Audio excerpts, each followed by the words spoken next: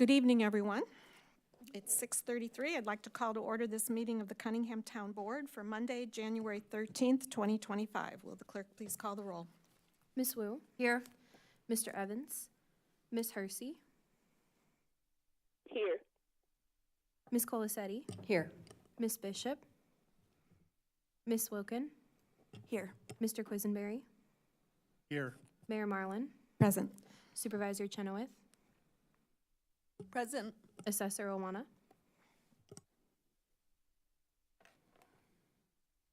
Okay. We'll move on to approval of the minutes from the October 28th, 2024 meeting. Is there a motion for approval? So moved. Second. Approved by Mary Alice, seconded by Sharice. Any substantial corrections? All those in favor, please say aye. Aye. All those Aye. opposed, same sign. Okay, are there any additions to the agenda? Okay. Public participation? Seeing none. We'll move on to committee to verify bills. Good evening. Happy New Year, everyone. This last month, we spent in the town fund $60,936.14. In the general assistance fund, $227,702.89. For total expenditures of $288,639.03. I'm happy to answer any questions that you have about the bills, and I also want to point out that Nicole Filia, who is our Finance and Operations Director, who manages the bills and finances, is here as well. And Shayla Kenyon, who just started as our Deputy Supervisor. I'll do a formal introduction during the officer's report. But if there's any questions about the bills, we'll take those first.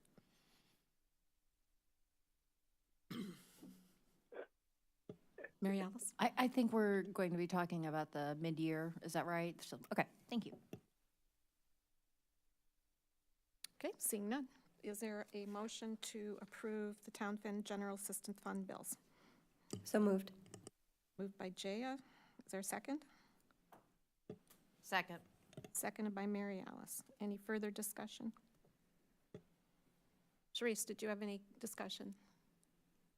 No, I didn't. Okay. All those, will the clerk please call the roll? Ms. Wu? Yes. Ms. Hersey? Yes. Ms. Colasetti? Yes. Ms. Wilkin? Yes. Mr. Quisenberry? Yes. Reports of officers. Great. So tonight we're going to talk a little bit about the audit, the financial report. I wanted to ask Nicole Filia to be here to answer some of the questions. She's been captaining the audit behind the scenes for a number of years. I also want to introduce Shayla Kenyon Bass-Briggs, who just started a few days ago. Started at Cunningham Township, hasn't today is actually her 7th day on the job. She has a master's in social work from the University of Illinois. She was actually instrumental in helping to create the leadership and social change track at the social work school. She's a licensed social worker with decades of experience in the field. Most recently, she worked with DCFS in Danville, which is very important because we oftentimes are looking for that expertise in our office. Before that, she was the Homeless Services Continuum of Care Planner at the City of Cambridge in Cambridge, Massachusetts. She was a coordinated entry specialist at Must Ministries in Marietta, Georgia. So she also she implemented the coordinated entry system for Cobb County, which is where Atlanta is based, for their continuum of care. Did a lot of upgrades and significant program development in that continuum. She was an eviction prevention professional and court professional, so she's been in court. She's worked with evictions and rental assistance. She was a case manager specifically focused on veteran and veteran families with Hope Atlanta. And she was a residential program director in Fairfax, Virginia, and managed a group home of people with intellectual and developmental disabilities. So we were looking for Jack Jane of all trades, and we're very pleased to bring her on board to join our leadership team. I just wanted to ask you all to please extend a warm welcome. She's going to be really helping move forward. She'll be managing the strategic plan, our annual organizational plans.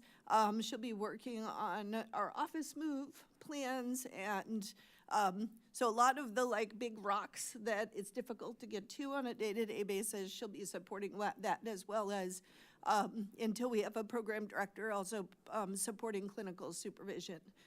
So she is, now we have 3 licensed social workers. In 2 more months, one of our case managers will be licensed as a social worker because she's received supervision in our office necessary to become licensed. Then we have 1 person in our office who will be taking the bar in July, and hopefully will be able to serve as an attorney as well. We're looking into whether or not she'll stay as an attorney with us or choose to move on. That's ultimately up to her, but certainly we hope to retain her as a homegrown legal services. She has a lot of experience working in immigrant services and tenant services, and she's the one who leads our housing discrimination work. So anyway, I just want to say our team is growing. We're not quite growing, but we did bring on 3 new staff members recently. We have a couple more. We've had a couple of folks move on to other positions, and we've been filling those positions. We have a couple more to fill, and then we'll be complete, hopefully the next month or month and a half or so. So anyway, I want to welcome you on board. We're really pleased to have you. I do want to, if you want to say a few words, feel free to share with the town board. Could you speak into the microphone? You just push the button and pull it close. And welcome. Thank you very much, you all, for your welcome. Thank you, Danielle. It's just great to be here. Been gone about 17, 18 years, so it's good to be back home. So I look forward to serving Central Illinois. I'd say welcome home then. Mm-hmm. And Shayla Kenyon just moved into Urbana, so she's an Urbana resident here, staying close to family in Danville. Great. I had a couple of updates from the supervisor's memo, and then we'll go on to the mid-year financial report, and I can certainly, Nicole, I call on you if you have any comments you'd like to make, and then we'll take questions on that. But first, I'll just direct you to the supervisor's memo. The primary thing we've been tracking, and I appreciate you tracking this with us because it is a life or death situation. With the winter shelter update, I kept the report that I had last month because it's kind of a continuum of our winter shelters. So you'll see that we were counting between 80 and 130 adults, and then 13 literally homeless families, although it has grown to 17. It went back down and went back up. And then you can see our strategy is shelter diversion, maximizing existing beds in all programs, expanding programs, and we launched 2 programs, the Pee-wee's program, which is 21 beds at Public Health, and the Buddies program, which is 20 beds in a hotel with a hotel partner. That hotel partner happens to be in Champaign. We have numerous hotel partners we work with. We have so the strategies for families is that we have a group that has been meeting regularly. They've been meeting closer to every 2 weeks, which I think is appropriate. And here's the newest update. With the winter storm approaching, we circled up. Since we opened both, we expanded shelter. We've had no one turned away from Strides. With the winter storm approaching, we also had a report from Strides because we get a daily report. We now have like a emergency thread that includes Public Health, Strides, See You at Home, Cunningham Township, and Friend and Me. And so we've been checking every single day. We were counting 5 individuals on the street and 3 families in cars going into the zero weather. And so we went ahead and convened the Shelter and Outreach Committee of the Continuum of Service Prize to the Homeless. I chaired that committee, and we basically offered to coordinate shelter, but we needed additional funds to do so. And so we were looking at a congregate shelter, which would be about $10,000 for 2 weeks of staff time, and hotel expansion for about $5,000. So it seemed to be more appropriate to move towards the hotel sheltering for the 2 week. It looks like now it's going to be closer to 3 weeks because of the weather. We're not the boss of that. The city of Champaign went ahead and offered us $5,400 to expand hotel shelter for the winter storm. I received a call on a Sunday. I want to thank the city of Champaign for that.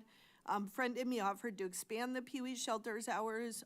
We will be paying those additional hours out of our discretionary funds. We have both grant funds and angel donor funds.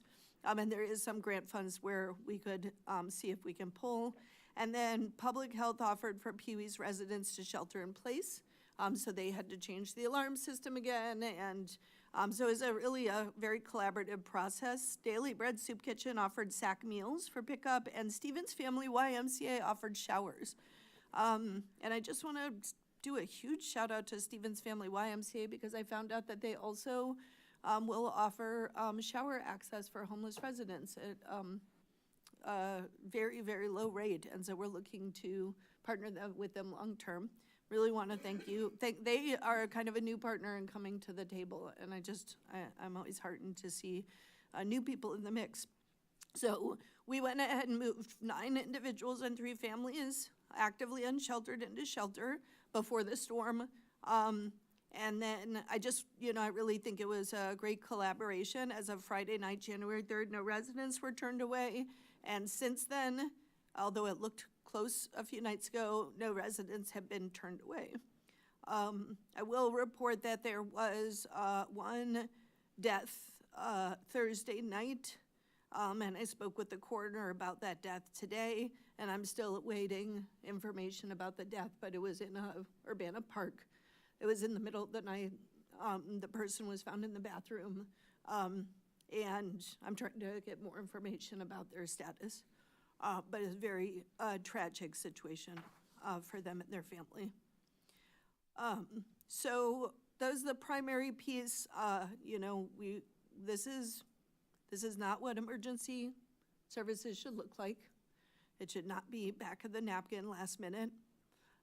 It is what we have right now, and it's better than what we've had in the past. I think I just want to point out that we have the same number of general assistance participants, 107.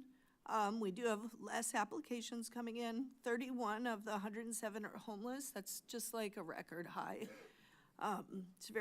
We are continuing to try to build a housing navigation, and supportive services for our GA participants. We're doing a screen of everyone who is homeless and what their situation is. The other piece, I usually try to put in yellows the things I want to pull out. I did mention we're doing more housing navigation and supportive services management. Our utility costs are almost all water related because the power cannot be turned off at this time. We are trying to message folks that even if their power can't be turned off, they should be making payments on their power bills through the winter, because folks get hit with very high bills when they get behind. And I know people are trying to pay the bill that is gonna hurt them the most first. That's really what people are paying. And so if they can't have their power turned off, they're gonna pay their rent first, because that's gonna hurt them the most. Or it might be their car payment so they can get to and from work. But we are trying to help educate folks that they can set up payment plans, and they should try to be making payments over the winter. And then, let's see, I would say we did see a decrease in food services, which is great. There tends to be a lot more food around during the Christmas and kind of holiday season. So that was helpful. And then we went ahead and put our beds to rest and we have announced the free garden plot program. We are taking applications. anyone in Champaign County who receives LINK or is from an immigrant family can access the free garden plot program. And we have 52 garden plots across Champaign and Urbana for that program. We also, it's not in here, it'll be in next month. But I just wanted to let folks know that we had a very large event, mobile DMV event at the IMC on Friday. It was storming and it was snowy and it still went off without a hitch. And we served about 70, 75 individuals. It was open to everyone regardless of immigration status. English speakers, Spanish speakers, Portuguese speakers, Cajalbal speakers, and French speakers, and we had translators in all of those languages as needed. So that was really helpful, and we helped people get IDs and driver's licenses, and had a limited amount of funds for license for vehicle renewal stickers. And then there is a error at the end, the TIP work authorization event should have been, there's just a typo in the memo. So I'm happy to answer any questions about the memo if you, or any of our programs from this last year, last month. I don't know where I am, 2025? I'm in 2025. I still write 2024. Any questions? Grace? Thanks for all the updates and all the work that's being done. I was wondering what else, what other support we can do for homeless services in general, and especially winter emergency stuff. I guess as far as throughout all of our networks and in our city capacity, we talked about funding. I don't know if you had a chance, and I thought I got an announcement that our HHI funding That's correct. was released. And so I was just wondering some of your thoughts and what other things we can do to leverage some other resources. Yeah. I think one thing I want to point the council and town board to is that across the country, and these numbers just came out because HUD kind of does their point in time count and then they work the data for the year and kind of, so for 2024, homelessness was up across the nation by 18%. So we're not unique. There's not something about Urbana where all of a sudden people are coming here. It's up 18%. Why? Because rents are higher than income. It's a math problem. It's not felt as a math problem, but it really is a math problem. Can you afford rent, utilities, and food? And all of those have gone up. The statistic that I think is also interesting and concerning and mirrors our experience is that family homelessness is up 39%. And we have seen very large increases in family homelessness. I did want to say that I basically have a daily check-in with our family services coordinator who interfaces with Crisis Nursery and USD. We just met again today, but we literally meet daily. And it's like it all starts with, is there a family outside? Is there a family outside?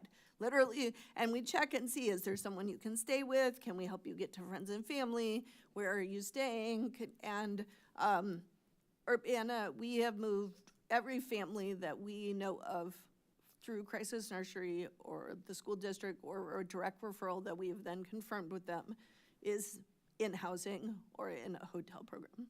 That is the floor that Cunningham Township is setting, no matter what anyone else says or does. That is the floor. We're not going to have families in cars, and we're definitely not going to have them in this temperature. So what can you all do? I think when you look at as we develop our next strategic plan, we did an internal strategic plan. If we develop the next phase of Bridge to Home, we look at our collaboration with this city and the city of Champaign and the county, right? And we really look at the collaboration among service providers. We need to understand, one, that homelessness is an emergency. It's a public health emergency, and it's a public emergency. And we need to make sure that our budgets are moral documents and the budgets reflect our position as to our priorities in our community. Township budget, the city, both cities, the county, we need to look at where the money is. And I think we need to resist false narratives that if we build that they will come. And I will do my part along with City of Champaign Township to have better data around the misunderstanding that our homeless residents are from outside and that if we just keep building capacity, they will come. There is an aspect to that that is worth looking at, which is that the Danville shelter closed. That had real consequences on it because it's our nearest neighbor. Now, we share a Senate district, right? We share a kind of like parts of watershed, but we are two separate communities. I've spoken with Shayla Kenyon about this. Actually, you served on the board for a period of time with that shelter, and I think our continuum has to look at how we can strengthen that continuum and help them rebuild so that they have shelter in Danville, because that's probably the thing that has affected us most. And it's not those people from Chicago, it's the people from Danville who literally their shelter closed and it wasn't their fault, right? And just look and see how we can support that. The other piece is that we need to look, and I have said this from the beginning, I will continue to say it, more people are agreeing with me. I do not think that women should stay at Strides long-term. Women and trans folks, I do not believe that they should stay at Strides. I think that we should have a different housing situation for them, even if Strides remains the low-barrier shelter where people stay for a night, 2 nights, 3 nights, maybe a week max, and there's very temporary shelter for them. I would like there to be a different option for them to move within a week. And so we can still have the one place that's 24/7, knock on the door, because it's very expensive to run a program like that. But we could also have a place that is case managed and, and I think that would be a good role for Urbana. Because most of the, the homeless, we have a domestic violence shelter here, we have rape crisis, and there's plenty of shelter in Champaign, and I think that that would be a good role for Urbana to have. And then looking at the kind of food supports around that.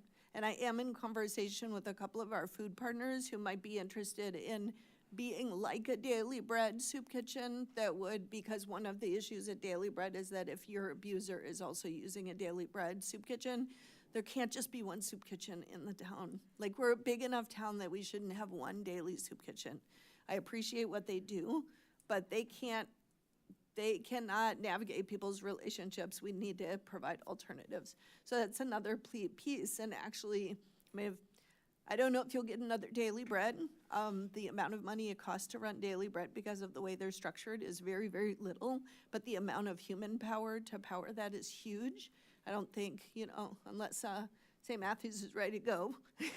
I'm picking on you, James. But, I think that we might be having to look at something that's more reasonable in terms of what the cost would be for a place like that. So those are some of my thoughts. I'm happy to especially if we wanted to do a joint meeting where we really focus in on some of the issues facing Urbana and we look at the data, like I would, especially now that with some more leadership time, I would really welcome that. Maybe that might be a good thing with the start of the new 4-year term for council. So please let me know if you'd be interested in that. Any other questions? Okay. Move on to mid-year financial report. Great, so Nicole, I didn't know if you wanted to lead on this or how you'd like to handle it. Okay. You'll see financial fiscal year 25 Q2. Essentially what you'll see, and as you know, most of the taxes, like they come in at different stages. We are at 43%, but most of it comes in the spring. Our overall, our grants piece looks like 1% because we have a $500,000 DCO grant that has not moved yet. So that's why it's so small. So you can look at the dollar figures to get a better sense of it. Miscellaneous income includes our donors. Our donor base has been very high, and our Social Security disability payments have been record. We have a lot of people getting SSI, SSDI, which is great. That's been, I think in some ways, if I had to guess, the Biden administration trying to push push through cases as much as possible, and also with the high inflation and the rising homelessness. I will share that if you look at who is in our shelter, the number of people who receive SSI who are in our shelter is very high. Our Buddies program is meant to correct that. And one of the things I'd like to apply for ongoing funding is for the Buddies program, because I think it's been a successful program. But we will continue to monitor the data since it's fairly new. We're underspent, so we should be at about 50%. We're at 41% on salaries and 31% on personnel. That's mostly been due to vacancies. And then you will see, I think, audit services is a one-time thing. Our dues and subscription is a one-time thing. Our utilities is about 45%, so we're a little bit running under there. And our total expense is at the 22%. So far, I think, and again, the total expense versus income is skewed by the $500,000. So that isn't, I think you have to look by line item to get a more accurate assessment rather than looking at the bottom line, so to speak. I'm happy to answer any questions. Nicole's here, she can also answer specific questions, but generally speaking, I would say, even though we are seeing real record increases in requests, we're doing well. If you go to your second page, you'll see the general assistance breakdown, and in particular, you'll see that's where we start seeing some of those overages. Food assistance, program utilities, we're at 58%, and that the levy utility assistance is at 82%. Yeah, I'm just checking to see if there's anything else of note. I'm happy to, as you look at it, I'm happy to answer questions you may have.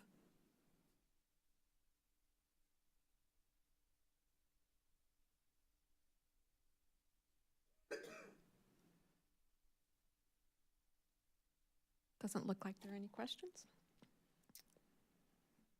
It's kind of a boring report, which is what we like. And there's so unfinished. Sharice, did you have any questions? No, not right now, I don't. Okay. Thank you. We'll move on to unfinished business. None. And new business is the annual audit. So I am going to pass this over to Lauterbach and Ahmed and ask for a presentation on the audit, which I know that you've prepared. Thank you so much. Thank you. Good evening. My name is Jamie Wilkie. I'm one of the audit partners with Lauterbach and Amen, overseeing the township audit this year. I believe Nicole was kind enough to pass out some bound copies of the audit document, so I will point out just a couple of page number references this evening as I go through that review. Certainly want to start by thanking the township staff. I was happy to know Nicole was going to be here so I could give her kudos. We really do enjoy working with the staff. They're well prepared for the audit. Quite frankly, in comparison to some of the other townships we do work with on an annual basis, I would say the books are well organized, adjustments have been made, and typically we really expect to have kind of a clean audit process. So we certainly thank you for all of your efforts. As I said, I'll point out just a few key areas of the document this evening, and we will start on pages 1 through 3 of the annual audit for June 30th, 2024. Pages 1 through 3 are the independent auditor's opinion. So I am in that larger bound document, just FYI, the logo on front. Thank you. Each year, state statute does require that the township undertake what we call an independent audit. The goal of that audit each year when Lauterbach and Amen comes in is to really ensure that the financial statements that the township has presented are in fact materially correct. So as part of that exercise each year, we are looking at, the detailed balances, supporting documentation, workflow, who's involved in approval process and the internal control environment as well. We have issued this year what we call an unmodified or clean opinion. That is the highest level opinion that any independent auditor can issue each year. Certainly, based on the clean audit process, that opinion is warranted. So clean opinion, and really no internal control findings. So I did say we do some of that testing as part of getting assurance around those balances. Certainly, if there were any areas of concern, red flags, exceptions in our testing, we would have to have additional discussions about those findings, and we're happy to report there are no such findings to even chat about this evening. So truly the cleanest audit opinion. Immediately after the opinion on pages 7 through 12 of the annual audit, you should see a section labeled Management's Discussion and Analysis, or MD&A. Each year, as time has gone on in governmental audits, we seem to be adding pages to our audit document. So this section is really intended to be the executive summary. The goal here, as you have a few more minutes to maybe spend in those 6 pages, is really to provide comparables to the prior year, provide some high-level analytics, commentary on key transactions and trends. On page 7, I do want to point out there are 5 bullet points that really kind of outline those key financial results for the year. Bullet point 1 is important in particular. It tells us whether or not the township operations resulted in an increase in equity or the value of the township, or a decrease. And as you can see, last year's operations added to that net position or equity of the township to the tune of about $1.3 million. As you look at the 4th bullet point down, you'll see that the town fund contributed about $352,000 to that overall increase. And I do want to point out that general assistance was about $882,000 in increased fund balance for the year. So when we talk about operations, overall positive results, revenues were up in comparison to the prior year. I did want to point out interest income in particular was a really strong performer just given the market. So definitely a win for the township when revenues like that come in over budget. And then I did want to mention the last comment. We did have a change this year in looking at the capital asset policy for the township. That was one of our prior recommendations that had been provided in past audits. This is really an increase in the dollar threshold that we apply as far as tracking new capital assets, so it's not as administratively cumbersome, but still provides material balances to the annual audit each year. So that is certainly noted as a change this year as well. And then briefly, I know I talked about the high-level results, but if we flip to page 18, I just wanted to point out at a very high level the income statement for the fiscal year ended June 30th, 2024. Obviously, at this point, this is historical information. You just got the live update with the 6-month update. But wanted to point out where those figures were coming from. So we have the breakdown on page 18 between the township's town fund as well as general assistance. The 3rd line up from the bottom on page 18 provides what we call that net change in fund balance. That's really profit or loss for each of the funds for the fiscal year, and that's where you'll see those figures I had mentioned, $352,000 roughly for the town fund and about $882,000 for general assistance. The details for that are provided towards the back of the report. I won't go into those in detail this evening, but certainly if there's any questions on the financial results, I can answer those this evening. But did just want to reiterate the clean audit opinion, no internal control findings, really, not much to report, which is always a good thing when the auditor comes to present. So happy to open it up for any questions that you might have this evening. Questions on the audit? Don't see any. Thank you I have very a much. Thank you for having me. Sharice, I have a question. go ahead. Is this audit report online? Is the audit report online? It's on the township Yeah. website, but it is not yet on the city website. I'm gonna work with IT to get that taken care of. Okay, so it's on the township website. Yeah, so we Currently. just, because of the IT issue, I had our comms person posted to the township website. Great. Mary Alice? Okay. So I know you noted that the, one of the increases in the balance was due to interest income, and that's about $146,000 here. Was the other increase, did that have to do with any grants? So some of it is certainly timing related to grant revenue and grant expense. And I can point out kind of the more detailed pages at the back of the That would be report. That great. might be helpful then to see that budget to actual. So town fund is on page 40. This is where you'll see the detailed breakdown for revenues and expenses in comparison to budget.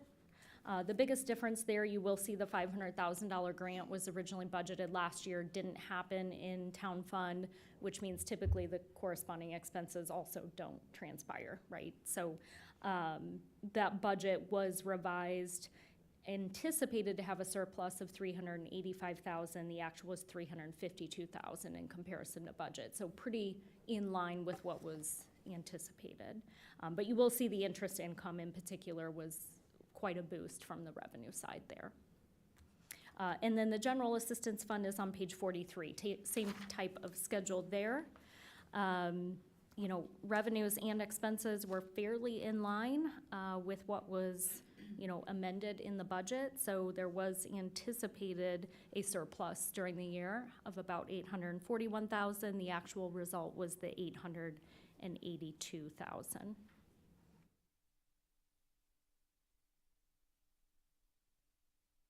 All right, thank you. Thank you. Sharice, I needed to circle back to you. Did you have any other questions? No, Okay, I didn't. great. Grace? Thank you. I think this one is more for Danielle, if this is a appropriate question or not. And I think we've talked about this in budgets, but if you could just remind us with some of this like high ending fund balance and increasing those, that there are some expected kind of capital expenses coming up, right? Yeah, so there's a couple of things that we are doing. The first is that we're preparing for a move. And we've been working with our auditor and our accountant because typically we do have a capital assets policy, but we really need to create a fund. And so we're working with CLA, our accountant, in creating, there's different kinds of funds, and so we're trying to find the most appropriate fund to put our capital in. We also were holding on to some funds for Carl and Carl and Pravina, and we're still in the process of making some payouts. So there's portions there that I think will be important that we hold. And then we were able to, we received from the state grants at a level that were unexpected. You know, oftentimes I would ask for an amount and expect a different amount to come through. And so we've been making use of that. Funding, you know, we were funding our Bridge to Home program with levy funding. We are funding it now with grant funding. Part of that allows us to actually weather storms. So just like the city, we would like to develop a much more robust financial policy for how much cash on hand we want to have for anticipated expenses, capital expenditures, property tax, disbursements or reimbursements, and then looking at how we would weather, let's say, a grant, which is like right now we're in several grants that are 3-year grants and we're in the second year. We'll have one more year. Is it guaranteed that we will have that grant again? I want to make sure that obviously we cannot stockpile grant money. We only get paid for the money that we actually use for those specific purposes. But levy funding is a little bit more flexible for us. And so I would like to get to the point where, let's say we lose a major grant. Let's say the federal government decides to punish Illinois and we don't get the same kind of housing money. Maybe that will happen, maybe it won't. How do we weather that situation? So I would like to make sure that we could continue to fund that program for the year that we are seeking additional grant funds. So really thinking about how do we fund that piece. A lot of places in the community and are not as lucky as we are because we have a tax levy, and so when they are not funded, that program goes away as soon as the funding stops. And that is incredibly disruptive to services. So I would, this is part of bringing the townships into homeless services and part of bringing some of the public entities into some of the social services, is that frankly, government entities are more stable. They're more stable. I think oftentimes their staffing is more stable and their income is more stable. They have stronger benefits. And so I think that having a really solid ecosystem that weaves in the public with the nonprofit and then looks at faith-based business and other kind of players on the edges, I think is really important. So part of that is we're making sure that we can weather the storm, but we also have this capital expenditure. But as I think you can note, looking at it, we are able to match grant income to grant expenses. And unlike a lot of places in town, we're trying to make use of this kind of windfall of time, especially from the state funds. The local funds have gone really fast. The ARPA funds have gone really fast, and we've used that there, but the windfall from the state funds has really helped us to protect that levy as a nest egg for our next move. Any other questions? Okay. We have a resolution then under new business, resolution number T 2025-01-001R, which is a resolution authorizing the supervisor to sign an agreement with the City of Urbana for SUN grant funds for Solidarity Gardens. I want to thank the City of Urbana for opening up the Sustainability Fund, and in particular, Grace Wilkin, for your leadership with that program. As we know from the wildfires in Los Angeles, as well as the derechos that we've had here, it's really important that we build climate resilience and that we prioritize sustainability. It's an issue that every single person is impacted by. And so when that grant opened up, Solidarity Gardens, which is an entity that we fiscally sponsor. It's a collaboration between us, Sola Gradia Farms, both park districts at this point, are at the table, and essentially we move together to grow gardens throughout the community. So we tried to really focus our funds, and you'll see the grant that we put forward is pretty much all stuff that goes to gardens. There's no staffing time for Township. We felt like that is appropriate for Township to cover. It's all compost and basic needs that the Solidarity Gardens gardeners have identified. And it also allows us to do some upgrades in terms of our infrastructure, build new beds, and expand. So I'm happy to answer any questions, but this allows us, after the city has done its side, which will be, I think, in a few weeks, we'll be able to start spending the $18,700 on our gardens for this next season. Oh, and I will say, I'm sorry, I wanted to mention that also it was very important that I worked with the mayor and we tried to move the shed that was at Learman Avenue Garden, and I think it just was less expensive for us to actually buy a new shed than to move what was there. So in this, a key piece of this is buying a new shed for the Aspen Court Garden, and being able to we'll really be able to launch that garden this year. We kind of laid the groundwork this last year, but we weren't able to keep the tools secure. So I want to thank the mayor and her partnership, because we've been working through this for over a year in terms of how to help to bring back that garden. So happy to answer any questions you have. Chandra. Is the irrigation system for all your gardens, or is a particular garden? Yeah, it's a drip irrigation system for all of the Solidarity Gardens, and most of the gardens that are the free plot program have irrigation, but I think Orchard Downs does not. So we will put a irrigation system in, and then whatever we put in, we own. Solidarity Gardens will continue to own. It will not become the property of the university, but we will install it for the purposes of those gardens. And honestly, that's gonna save a lot of time, because it's real hard to keep on top of the watering. It was one of the main issues that folks asked for. I'm sorry to cut you. Especially as the summers are getting hotter and hotter. I noticed here it said that the best irrigation systems don't last forever and need occasional repairs and replacements. Do you know how often, or what the costs would be? I don't know how often. I do know that the irrigation supplies, basically, we're looking at $2,400. And it does say in the notes that there's some fixes that are needed every 2 years. But I wouldn't expect $2,400 to be needed each time. All right, thank you. Yeah, also just want to point out that this is also going to fund community composting, and I actually think it's a very pilot level scale that we've been researching for a while that the city might want to look at going forward. It's looking at more of especially for the apartment buildings and some of the renters being able to get their compost, I mean, ideally to the nearest local Solidarity Garden.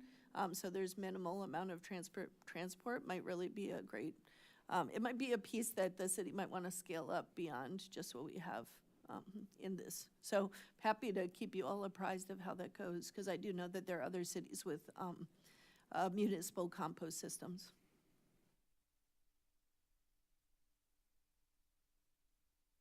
Any other questions about this? Sharice, did you have any questions? No, I did not. Okey doke. Chandra? I'll make a motion.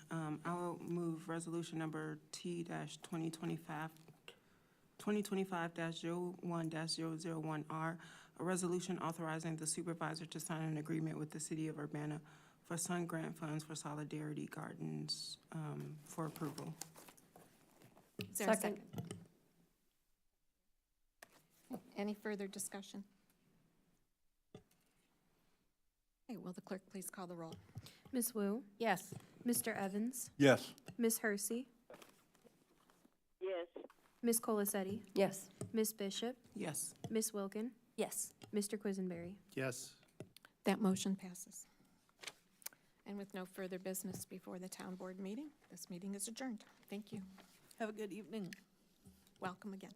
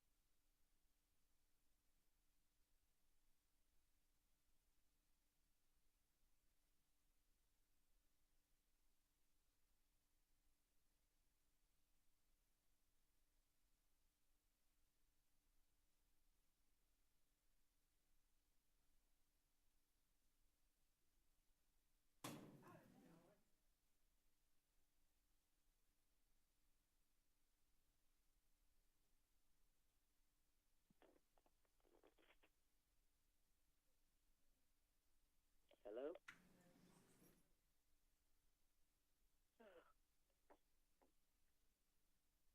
Am I going through this again? I can't hear anybody and they can't hear me.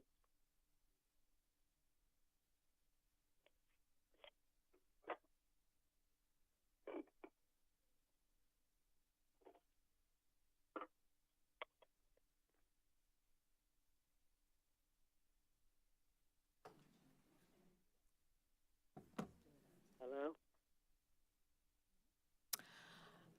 Okay, I'd like to call to order this meeting of the rescheduled City Council for Today is Monday, January 13th, 2025, and this is the meeting rescheduled from December, rescheduled to the 6th, and now rescheduled to tonight. Will the clerk please call the roll? Miss Wu, Here. Mr. Evans, Here. Miss Hersey, Here. Miss Colasetti, Here. Miss Bishop, Here. Miss Wilkin, Mr. Quisenberry. Here. Here. Next item is approval of minutes from the previous meeting, November 25th, 2024, City Council minutes, and December 2nd, 2024, Committee of the Whole Public Hearing minutes. Is there a motion for approval? So moved. Moved by Mary Alice. Is there a second? Second. Seconded by Chandra. Are there any substantial changes? Okay. All those in favor, please say aye. Aye. All those opposed? That motion passes. There are no additions to the agenda. We have a presentation, which is the 2024 Annual Comprehensive Financial Report. Elizabeth Hannon will introduce this. So we're here to talk about the annual financial report for the fiscal year that ended on June 30th, 2024. And with us, you might recognize Jamie Wilkie, who's a partner with Lauterbach and Amen. It's kind of convenient now that both the township and the city are using Lauterbach. So I want to thank Jamie and her staff, and also the city staff that worked on this audit, because it is there are a lot of hours that go into preparing for this. A couple things I just want to point out. The basis of accounting that you see in the annual financial report is different than what you see in the budget and what you see in the quarterly financial reports that staff provides. Those are primarily on a cash basis. So things are going to look different. Things also look different because the way that the funds are presented and combined for the purpose of this report are also different. So, you know, if you see something that doesn't make sense in the context of what you're used to seeing throughout the year, feel free to ask.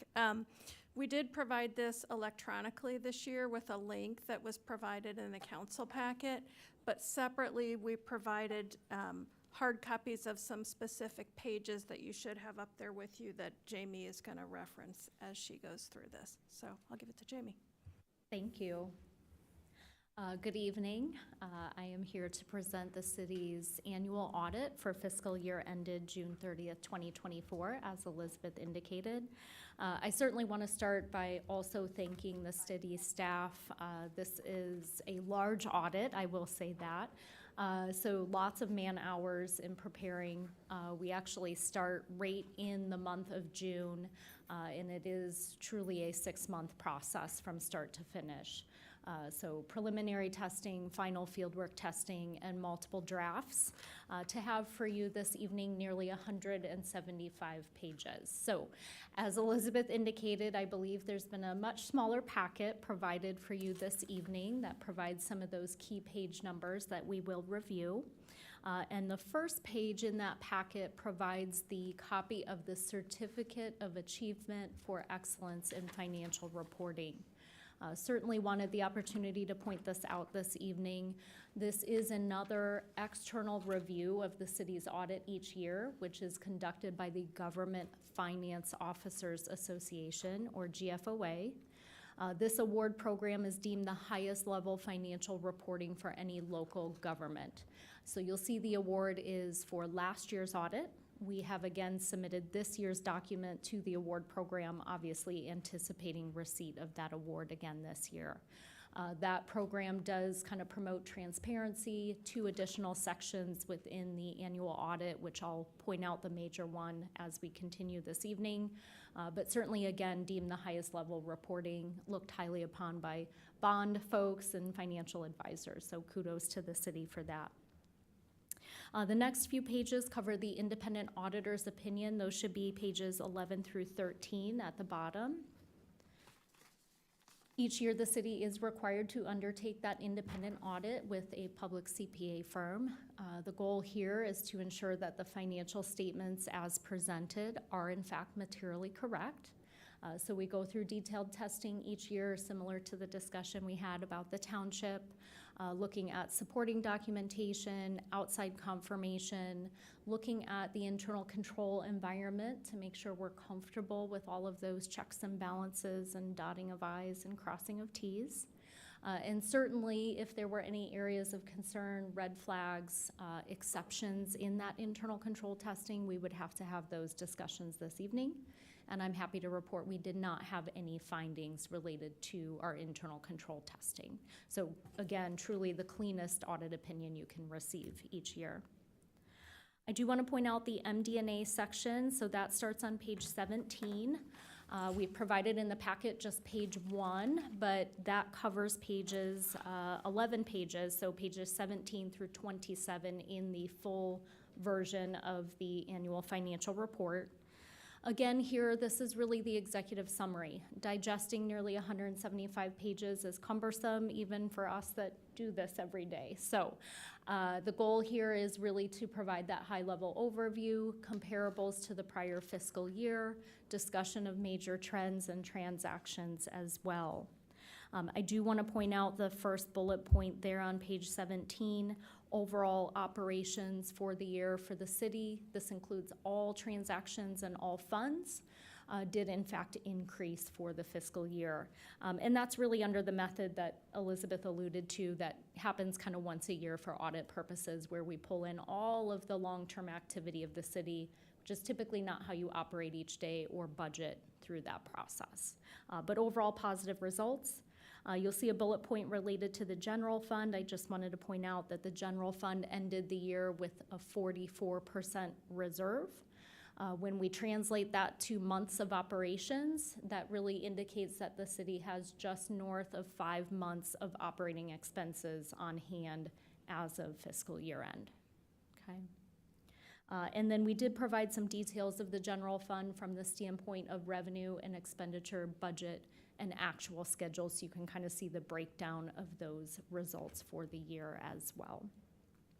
I was not going to go into any of the numbers detailed this evening, but certainly once we're done with the presentation, we're happy to answer any questions if there are any.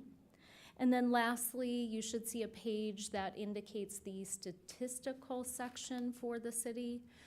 This is one of the required sections for the award program that we talked about.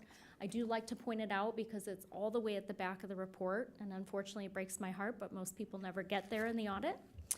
But there is a wealth of information presented each year in this section of the document, really providing 10-year trend information for the city.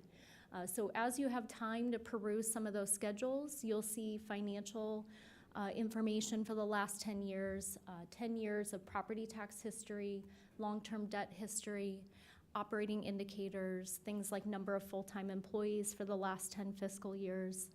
So really a wealth of information, I think especially from a council member's perspective, that again, most people never get to at the back of the audit. So certainly wanted the opportunity, and again, that begins on page 147, and will take you all the way to page 174, being the last page of the document. Certainly happy to open it up for any questions on the annual audit. I wanted to point out we only had 2 management letter recommendations this year, and they're not even really recommendations per se, but really an update from an education standpoint for the city on 2 new standards that will be coming down the line. Those are coming from the Governmental Accounting Standards Board, or GASB. GASB is our standard-setting authority for issuing financial statements for local governments. And unfortunately, they are responsible for all the added pages in this document each year. So they have not slowed down. They typically do have new standards each year, and we work with the city staff to ensure that those are implemented each year in accordance with those requirements. So nothing else to report this evening. Any questions for Jamie or Elizabeth? Mary Alice. Yes, so I was looking at, you said the very last page, 147 has the statistical section. Where is that? That's a budget book. Oh, this is a budget book. You only have the audit in its entirety electronically. This is Okay, just that the high makes more level. sense. I was like, this is not the right thing. Okay, Page 147 starts that section when you're able to look at the Gotcha. electronic. Okay. Yes. Thank you. So I will say we provided a link to the entire audit report. If you would like a hard copy, I am happy to provide that for you. Let me look at it first. You just let me know. It's some easy reading, you know. Chandra? Is 5 months typical to have for reserves, or is it suggested to have more? You, yeah. So I want to clarify one thing about that, because that number even sounds really big to me. So remember when we talked about the basis of accounting is different and the funds are combined in different ways? When Jamie says general fund, 44% reserves, that includes, I believe, the entire retained risk fund and a couple of other funds as well. Okay. So we will be talking in 2 or 3 weeks about the financial forecast, and at that point, we'll get a better fix for budget purposes on how, what we commonly think of as the general fund is tracking. Okay, thanks. Grace? To answer your question, most communities we work with are somewhere in a 3 to 6 month range, tends to be the norm. Grace? Thank you. I had a similar question about the reserves, especially the unallocated part, because I understand I was imagining the retained risk and some others that might come to mind. It looks like that's just like 3.5 million of it, if I'm reading that correctly, out of 35 million unassigned. And I'm guessing this is also bigger than the general fund, right? These are all the total combined funds, because we usually talk with terms of the general fund of a 25% minimum balance, and that's at like 12 million. And this, we're talking about a much larger pot of all the funds. So I think that would be helpful. I don't know if you have a briefer explanation or in a future presentation, as far as the city end, I guess, directing these questions, of just giving us a little more context there. Yeah, I think Jamie may want to jump in on that, but I will say the way that fund balance is classified for the annual financial report is not the same way we think about it from a budget perspective, or that we talk about it in our financial policies. And you're right, it includes other funds like retained risk, so. Yes, agreed. There's quite a bit of roll-up that happens. So when you're referencing that 35 million, that is not just capturing the normal operational expenses for the general fund. So your policy is the 25%. That's outlined on page 72 of the audit. And so, again, we do see where communities have, that's kind of the floor. Does that make sense? You don't want to go below that to make sure you can meet those operational needs. But certainly depending on how capital is paid for or timing of certain things, you know, operational transfers to support other funds, you know, those percentages we tend to see from a operational standpoint being more than that bare minimum. Well, I think we know what ours are, and it is just above that bare minimum. I think we're at 26-point-something% last time of our general fund. But again, I think just my point being that this is different. I understand that this is talking about all combined funds. So I guess I was just asking for a little more information on what other funds are we talking about and what money is unassigned. Sure. I think we can dig into that and probably get back to you would be better, because there's a lot of detail behind this report that we don't have sitting in front of us now. Absolutely. Thank you. Any other questions? Sharice, did you have any questions? No, thank you. Okay. Well, I'd just like to thank Elizabeth and her staff for the, once again, the continued high quality, very careful shepherding of city funds, and it's reflected in the reports that you get, and also the certificates that we're honored with. So thank you very much.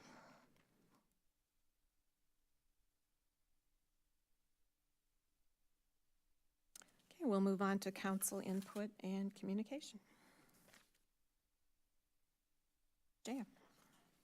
I just want to recognize and express my thanks to Deputy Chief Searles for his 27.5 years of service for the city of Urbana. My understanding is his last day in the office was last week. Certainly appreciate all of his leadership, including during his time as the interim chief, and the ways he's really helped the city and our police department specifically, and he will certainly be missed. Grace. Thank you. I would echo a congratulations to Deputy Searles in his retirement, and best wishes in the next things. Also wanted to just give an update to council members, highlight that I sent an email, although I've been having email issues all day, maybe others. Hopefully we get IT stuff in the new system back and running. But just wanted to highlight that I have sent an email with an updated proposed police surveillance ordinance that has some updated definitions from the city of Boston that I think address a lot of the concerns that have been brought up so far. So I think that's a positive step in improvements, and if you're willing to take a look and consider that. And I also provided some links of other information and examples of other cities that have passed this and some of their first annual reports on it, which I will include in the memo for the Cal packet. So we'll have that, and it's also in your email already whenever you can access that. Still happy to hear thoughts and continue the discussion at meetings, or if you want to reach out individually as well, feel free. I will be out of town the next couple weeks, so I hope that there's continued consideration of the changes, and I think we can continue to make improvements. So I hope that there's support to keep it in Cal for continued discussion. Thanks. Thank you. Any other comments? James? I would like to add my voice to the thanks to Deputy Chief Searles for his service, particularly when he had to step in as interim chief. I appreciated the fact that whenever I had questions, he would always engage, and he was willing to talk about possibilities and alternatives, and so I think we'll miss him. He served this city for a long time, and I appreciate it.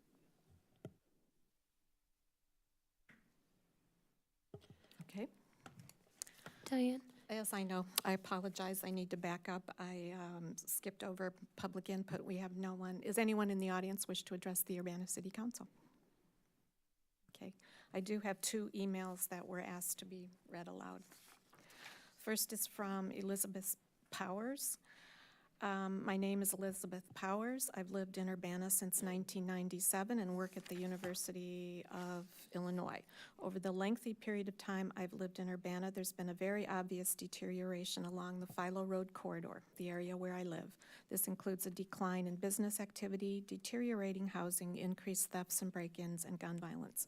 There are members of the City Council who've adopted a knee-jerk and fact-free adversarial stance toward any attempts to improve the security of this community. Instead, they engage in fear-mongering. This has resulted in inadequate support for a secure environment for our citizens. The recently hired police chief has been stymied at every turn in his attempts to restore a sufficient police force to just cover the basic security needs of the city. The ordinance under debate tonight, and she was referencing to the surveillance ordinance introduced, moves further toward an extreme micromanagement of every aspect of policing by the council. The ordinance written by council members Wilkin and Colasetti is a collection of hysterical, over-the-top assertions that the sky will fall and Urbana will become a police state if any modern policing methods are adopted. This doomsday screed was written by council members who have zero expertise in civil liberties law or in the technologies under discussion. The city should not adopt a policy that is based on personal beliefs. The fact that there was no consultation with the police chief, who actually has knowledge of how technologies will be implemented, their limitations, and their usefulness, indicates an unwillingness to engage in objective dialogue. Adopting this extreme ordinance without any serious study by the council will be a highly irresponsible action. I ask that the City Council reject this ordinance and instead take a serious, factual look at these issues. And then the second email is from Jenny Forster. During the meeting on December 16th, Council and Mayor Marlin discussed police surveillance technology and an ordinance that would require council approval to use police surveillance technology.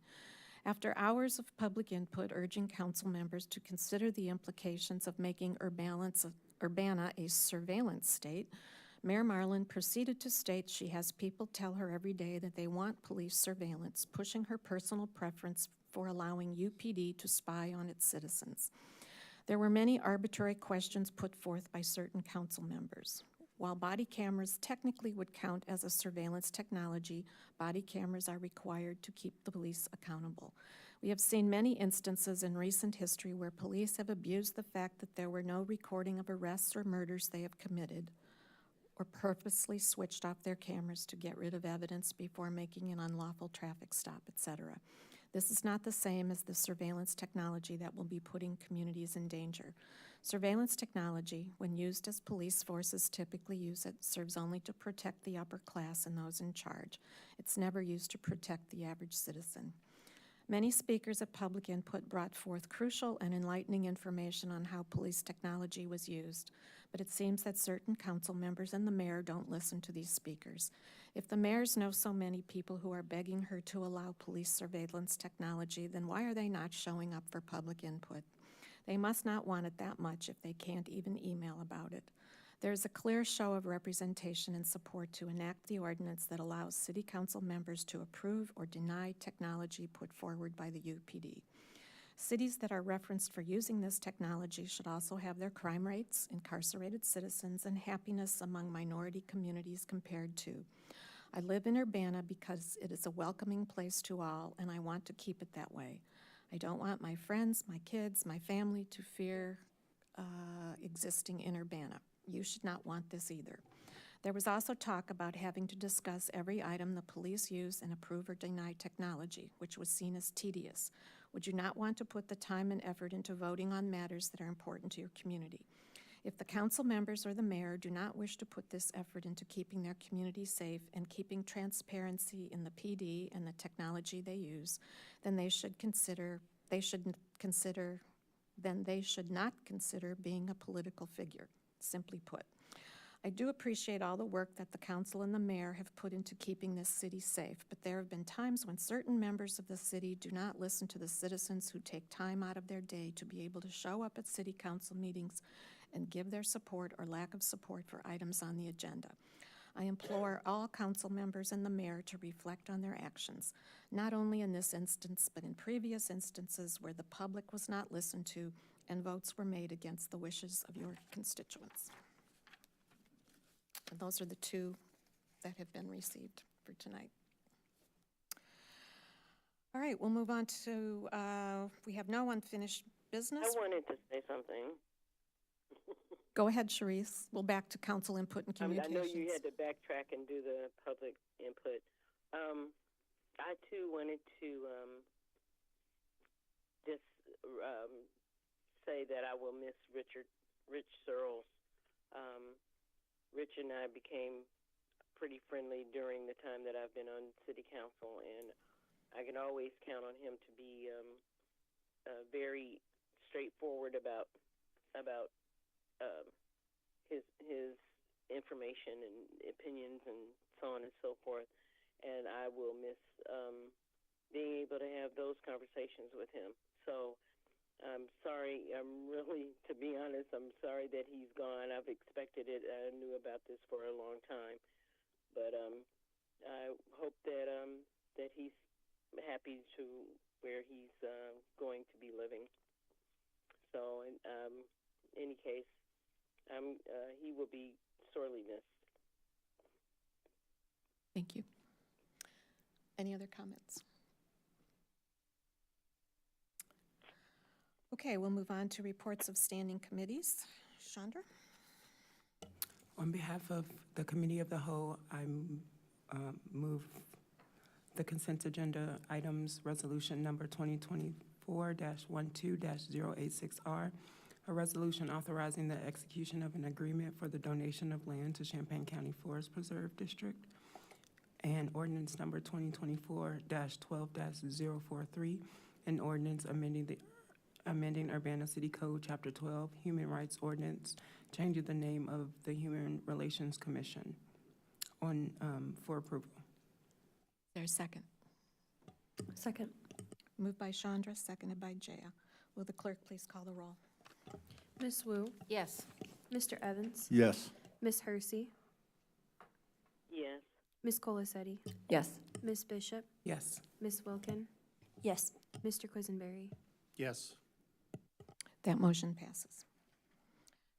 Thank you, Chandra. There are no items listed on the regular agenda, no reports from special committees, reports of officers. I do have a couple of announcements. First of all, you probably heard, but last week the city of Urbana received word that they received the $10 million RAISE grant to Department of Transportation, federal government, for rebuilding Florida Avenue. We've applied for this grant for several years in a row. This has been a project, a priority project for Champaign County First. We've lobbied in Washington, and I was just thrilled to get the call from Congresswoman Budzinski last week, letting us know that we have the grant. So this will rebuild about 1.3 miles of Florida Avenue from Wright Street on the west to Hillcrest Avenue on the east. And it involves signalized intersections, rebuilding the pavement, and upgrades along the way. When this is combined with the ITEP grant, which is a state of Illinois grant, to build the 10-foot wide multi-use path on the south side of Florida Avenue, we will have a complete street that serves all vehicles, all modes of transportation, all ages and abilities. And again, it's one of the worst streets in the city, so this has been a long time coming. So we're really, really happy.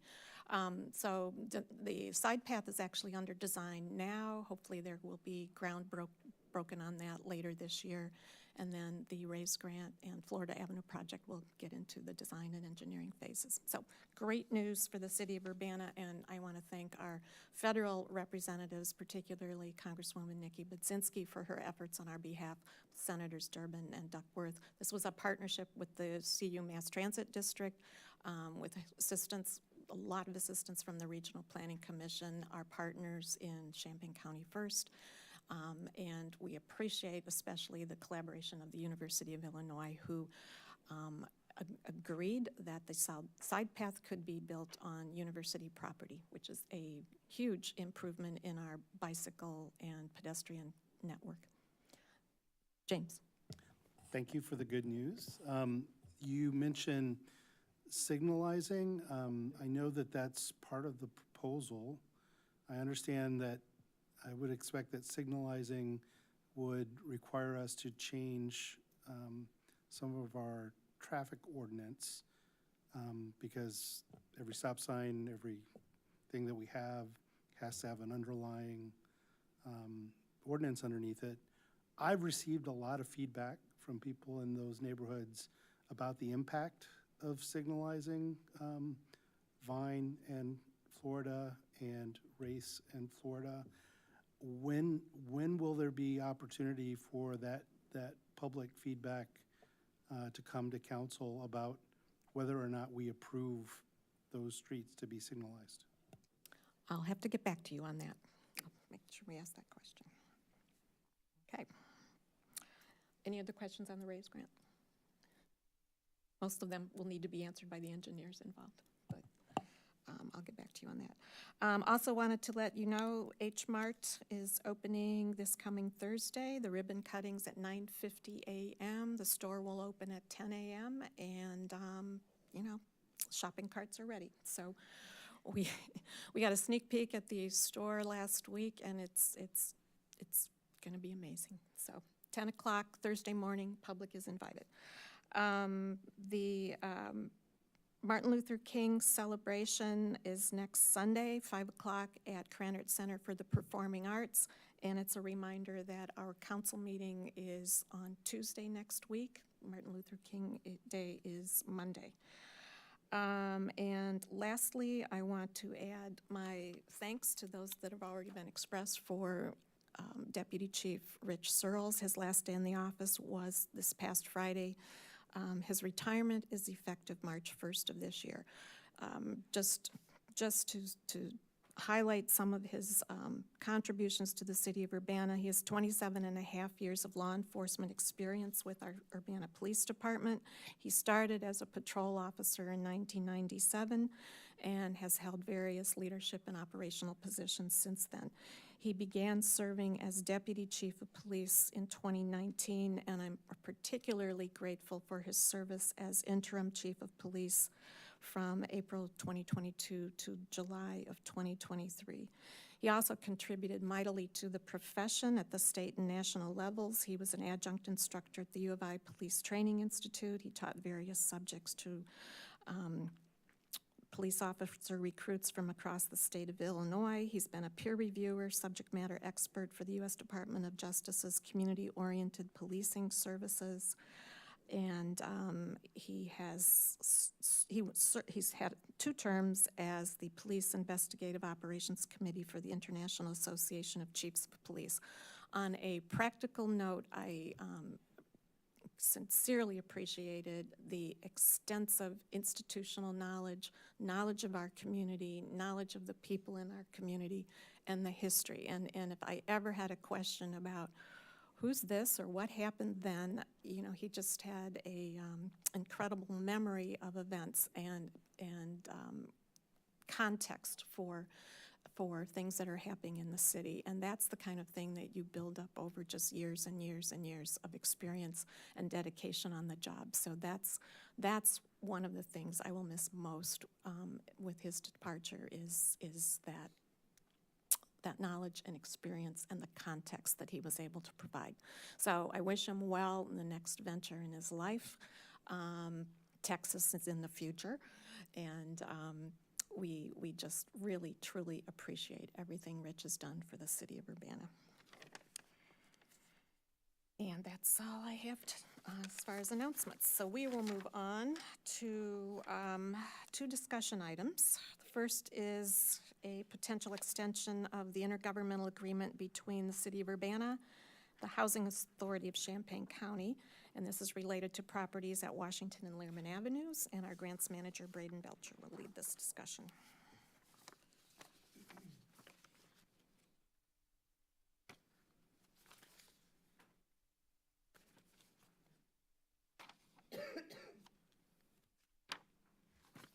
Good evening, everyone. As the mayor indicated, I'll be providing a presentation tonight with some updated information on the intergovernmental agreement between the city of Urbana and the Housing Authority of Champaign County for the Washington and Learman Avenue sites.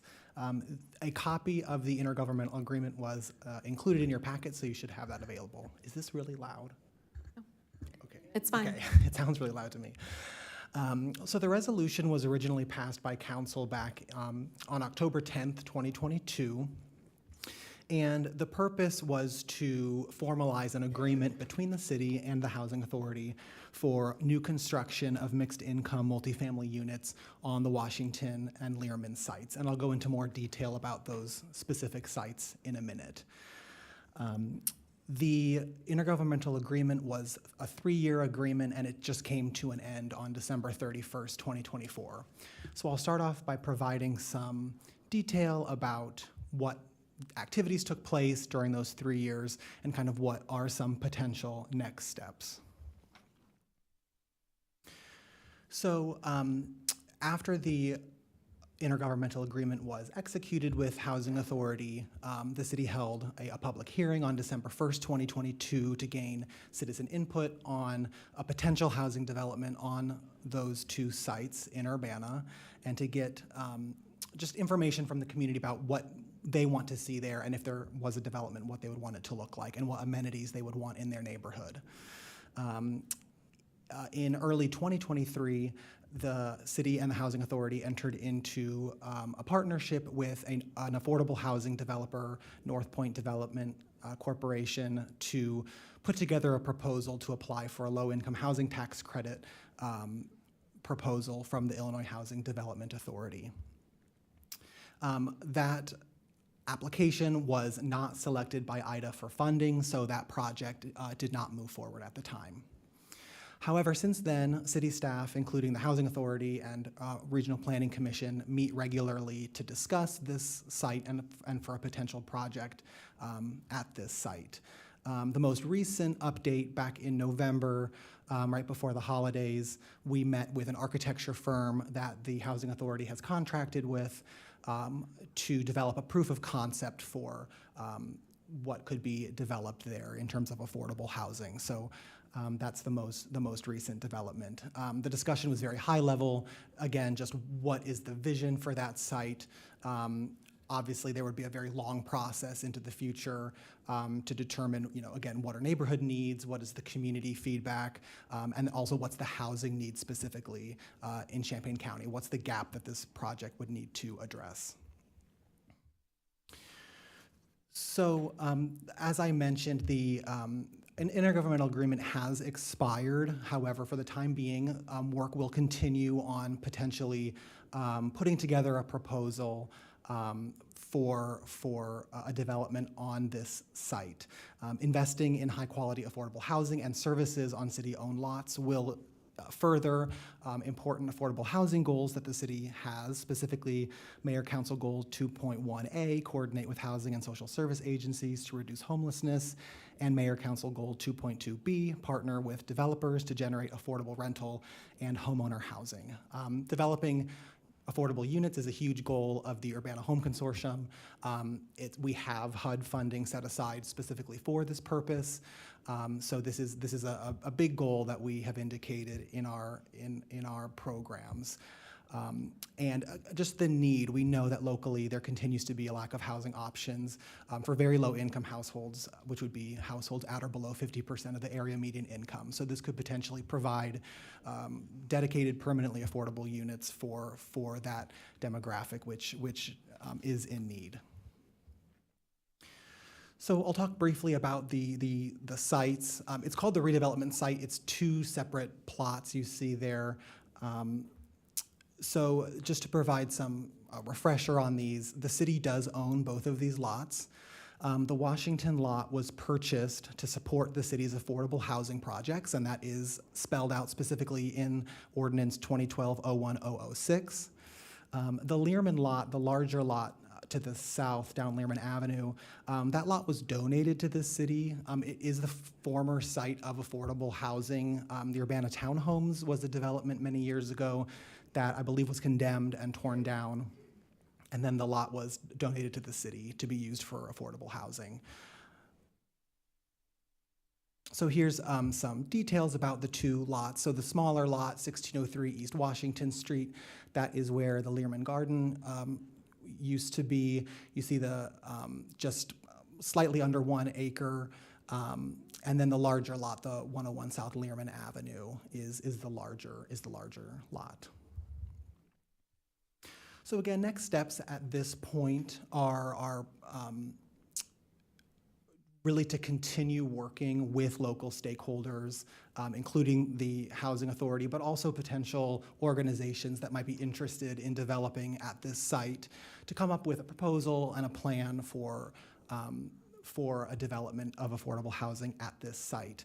Obviously, we are always evaluating what the need for affordable housing is in Urbana. That changes over the months and years, so we continue to evaluate that with our program partners and our stakeholders throughout the community, and helps us kind of determine what are the gaps and how can we develop projects that are responsive to those housing gaps.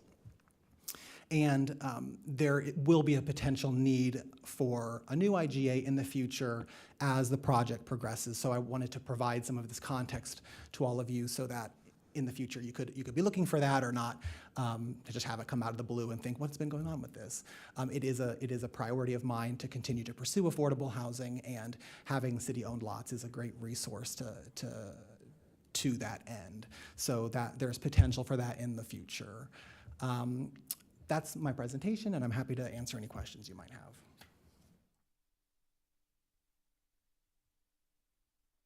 Start over here, and we'll work our way that way. Mary Alice.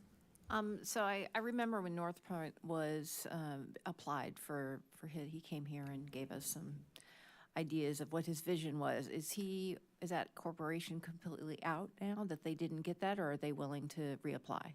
As of now, they are not. They're not interested. So the low-income housing tax credit, every year, it's like an annual cycle. They indicated that they were interested in potentially coming back in the future, but they had some other priorities that they were focusing on.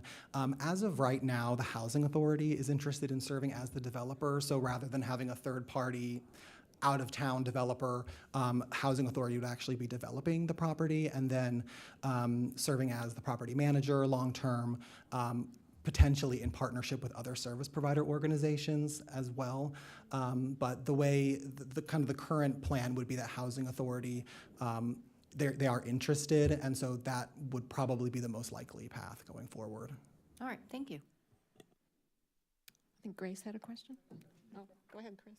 We'll just Thanks, Brendan. Who's the architecture firm that you're now working with? That is a great question, and it has slipped my mind. I apologize. Is it local? They're out of Chicago. Chicago, okay. Yeah. How much money is available from the HUD? You mentioned that.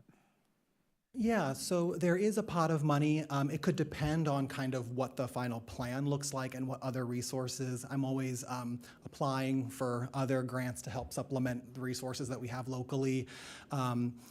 Currently in our HUD pot of funding, we have about $750,000 to $1 million available for affordable housing development in Urbana specifically. That comes from the Home Investment Partnership Program. We do share that with the City of Champaign and Champaign County. That $750,000 to $1 million would be our portion of that funding. So I'm always looking for other grants that can help supplement that. The Housing Authority would obviously be investing as well in the project if they're the developer. So as of right now, of our home funds, again, it'd be probably $750,000 to $1 million. Okay. And this project, or these two plots of land, is about new construction? Correct. Thank you.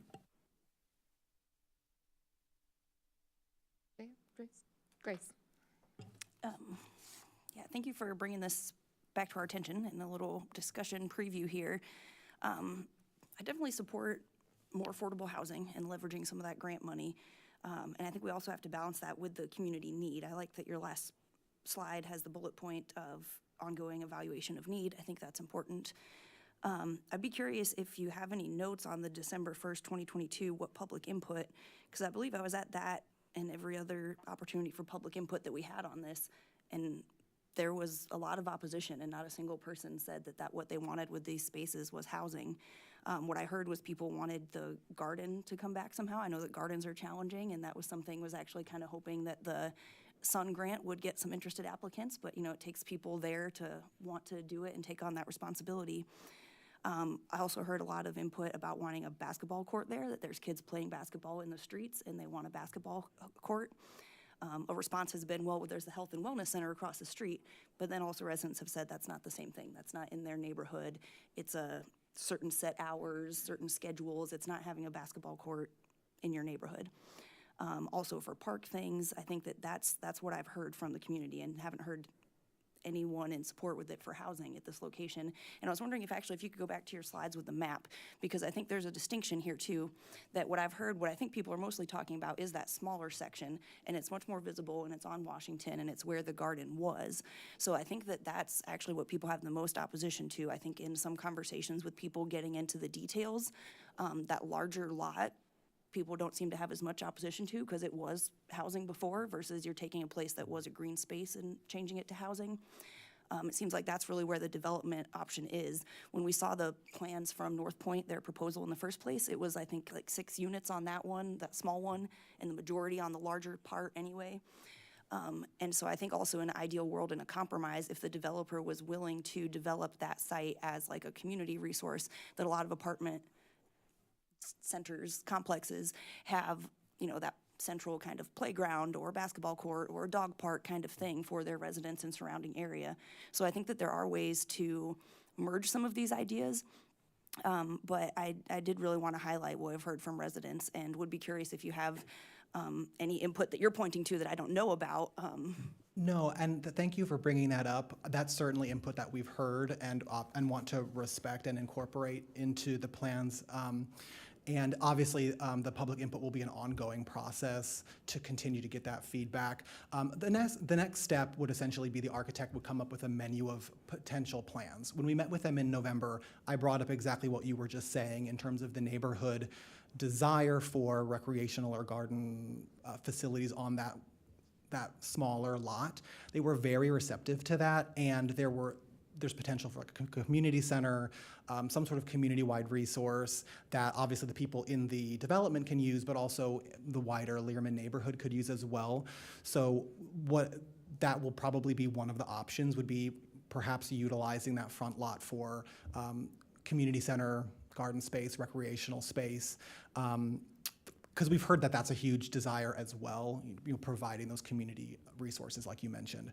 So we'll be hopefully getting a menu of options and several different plans. We're not married to anything at this stage. And then obviously, there would be a process of getting feedback from the community about what's preferred, what type of amenities, if there is a community center, what type of amenities do people want there, things like that. So I'm absolutely receptive to that and want to make sure that that's respected in any final plan that we develop. Awesome, thank you, I appreciate that. And yeah, I guess just thoughts to council members too, that I hope that we balance the concerns here and of the community and with affordable housing development, just like we would in any other neighborhood in Urbana, and just like, any other neighborhood concerns that they need to be taken seriously. Chandra? Do the ordinances on either of these lots prohibit us from doing anything other than affordable housing on it? They state that they're to be used for affordable housing. I mean, I know we could change an ordinance or amend an ordinance. I just wondered, like, if we wanted it to be green space, we'd have to change the ordinance, correct? That's a good question. I don't know the answer to that. Again, we're several steps away from that kind of decision making because, like I said, we'll get kind of a menu of different potential options. And then based on community input, council input, we would kind of determine which direction we want to go. So I don't have a specific answer to that just because we're not quite sure what the final plan would look like. Totally understand, thanks. If I remember right, the the smaller lot bordering Washington Street was purchased with CDBG funds with the intent of housing. So I don't know if that source of funding has an impact as well. And the garden was the city supported use of the land for the garden until the lot was developed. I mean, that was the original intent. Whether you do that going forward, that's another question. I will point out, though, that Health and Wellness Center, which also opened in the last couple of weeks, the second phase, the outdoor part of the Health and Wellness Center, will have outdoor basketball courts, playgrounds, a splash pad, pavilion, walking paths, and skate park. So there will be a lot of outdoor all free and accessible amenities very, very close to the neighborhood, which still fundraising to be done, and it seems far away, but that is going to be the next phase of the Health and Wellness Center, so it'll be a huge amenities. And thirdly, the last time we talked about the development with the previous developer of the larger parcel, they were willing to incorporate some recreation as well as a garden into their plans, so that's certainly a possibility as we go forward. I have can I Sure, kind of go ahead, piggyback Therese. on what you said? Because that's what I recall too, is that the previous architect was willing to have a gardening space and a recreational space. I don't see why both things cannot be accomplished. I don't see why it has to be either or. I don't see why it cannot be a this and that kind of way of thinking when we're thinking of talking about developing those particular parcels. So, Braden, is there a reason why it cannot be this and that? Does it have to be the either or? No, not at all. And I'm certainly pushing for any plan. I would want to include both, for sure. Okay. Any other council? Grace? Thanks. Yeah, I'm curious on the CDBG purchase thing. From what I recall, we have done this in the past. We've swapped out things like for the fire station parcels. I believe that there was CDBG money reimbursed and swapped around. So I would like more information, but I don't think that we should say that that's something limited that we haven't done in the past. I think it's early. No one's saying that. It's just that's what happened historically. Okay. Thank you, Braden.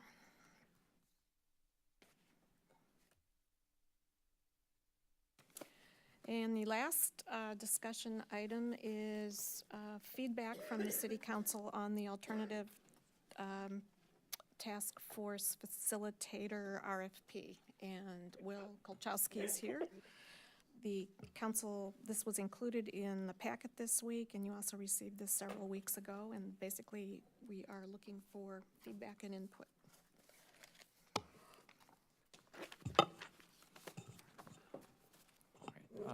Thank you. As the mayor was saying, we had a brief discussion on this RFP in December, although I think that was around the same time as we switched over our email, so I know a lot of council members hadn't seen it beforehand, so I really don't have too much to lead with today. I think this is a draft of the RFP that, pending any final decisions, is ready to go out when council is happy with the scope of work. So that's all I have. Jan.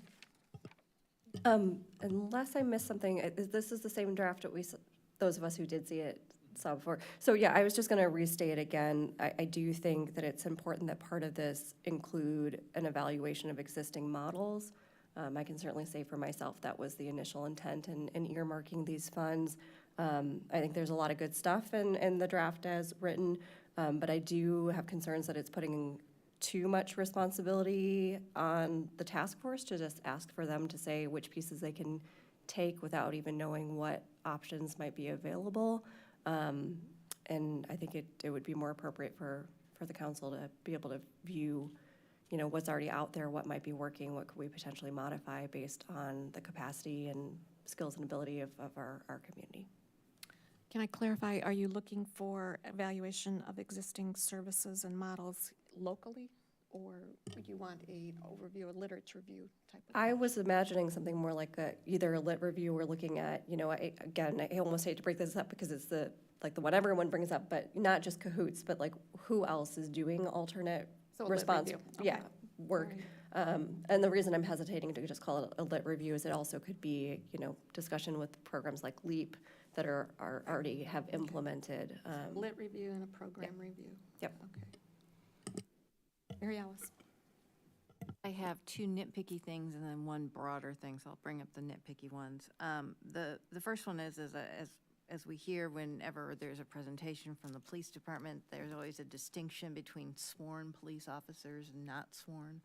And so I think that the intent was for an alternative response model to have non-sworn people address whatever that situation is. And so I noticed in here it said the patrol officer, so I guess that's a nitpicky thing. The other nitpicky Excuse thing. me, what page? Can you say? I don't know, I can send it to you. Okay. Which page it's on. And then the second thing is that now that I've moved everything, sorry, where'd it go? So in terms of the deliverables, the items, here it is.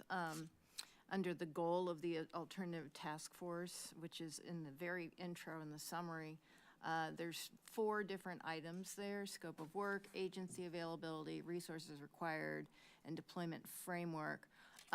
So my question was, we had said that just because an alternative response model might also mean, in addition to outside agencies, internal city, other departments might play a role. So for example, if there's a barking dog, is that something that an external agency would handle, or is that something that somebody in community development would handle? So I just wanted to make that distinction, that agency to me reads like it's an outside entity from the city.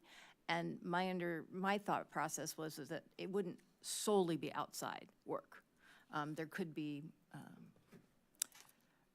other departments within the city. And then the third thing is, right now, I think that there's one report that goes from the task force, is written by this entity and then to city council. There had been talk before about having kind of a preliminary report, and so I wanted to know if there was a purpose that we left that off, or if we don't think that's needed anymore.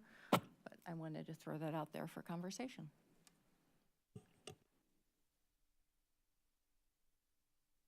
I think the reference to the preliminary report was what Barry Dunn had proposed. Are you saying you liked the midpoint check-in with council?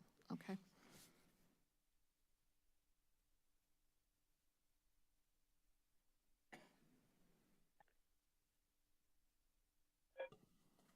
Grace?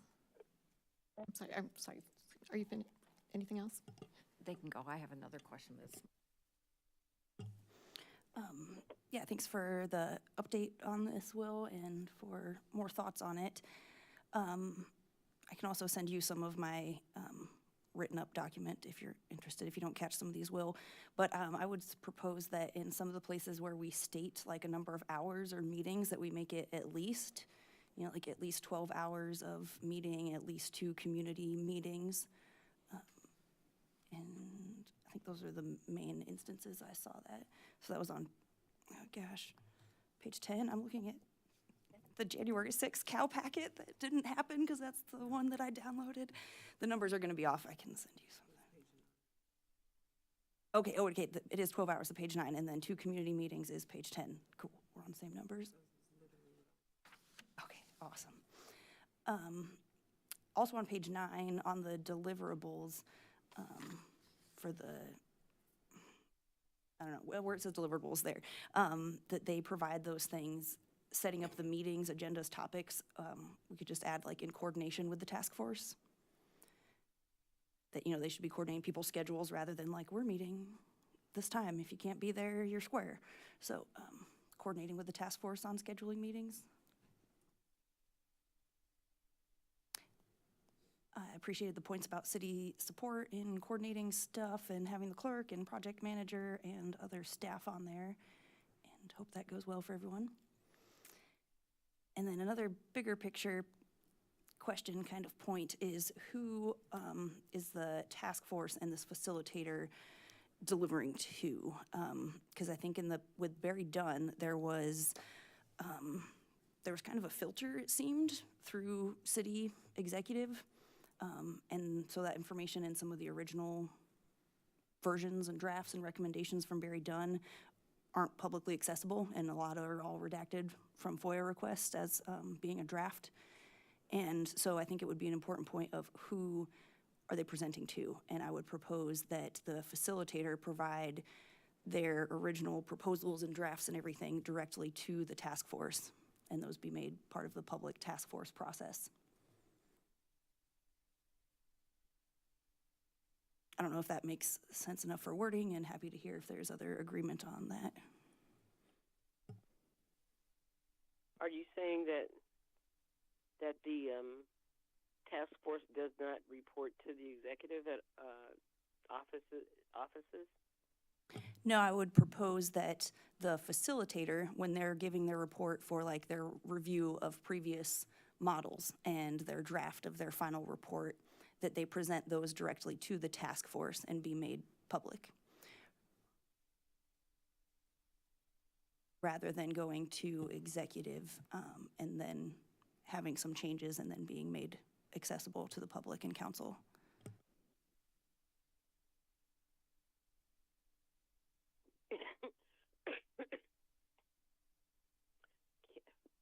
I guess what I want to try to understand is if they do their report to the city council, isn't I mean, if they, you know, or however that gets done, isn't that the same thing as public? And it just be made available online for anybody who wants to download it? I think my distinction here is the drafting process and having a transparent process for the original drafts that are proposed.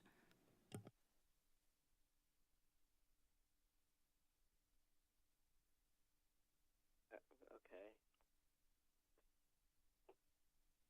Diane? Go ahead.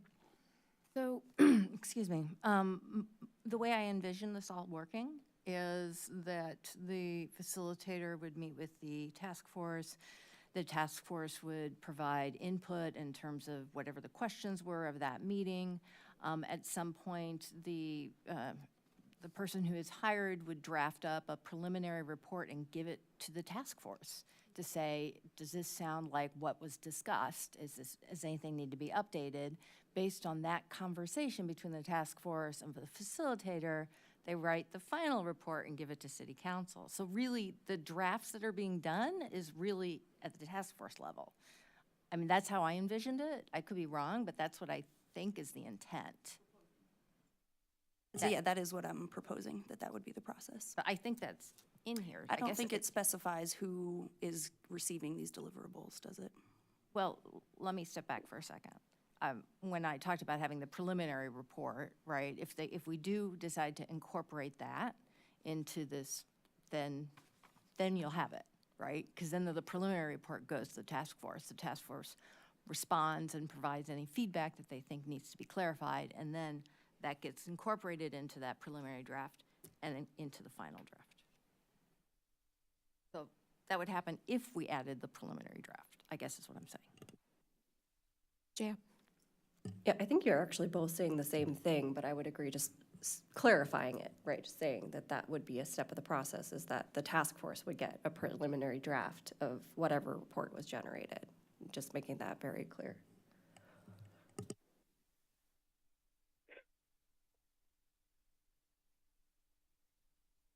So then if I may, logistically, do we want to add that as another deliverable? Because like, see, it says final report and summary of findings.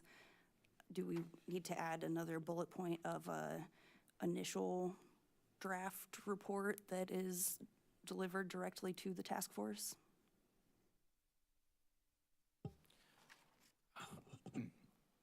You could put it in the deliverable section, or you could put it in the task section.